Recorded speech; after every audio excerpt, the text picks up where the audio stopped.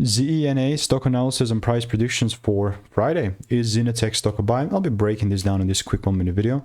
Now, key part with ZenaTech here is that I'm inside this freaking long, right? And I'm sticking with it unless the price reaches beneath these certain previous lows that we made, because if it does that, then I'm going to be recorded this as a -1R, which is going to be a loss. And last predictions that I've taken with this have been last four have been 3 wins, a break even, and then now I'm here. If you don't believe me, I do have a lot of receipts of me previously calling it out way beforehand, like way beforehand. It was sitting at 223 at the time, right? 3 months ago, and then it reached from 223 to like 7, and then now we're 5.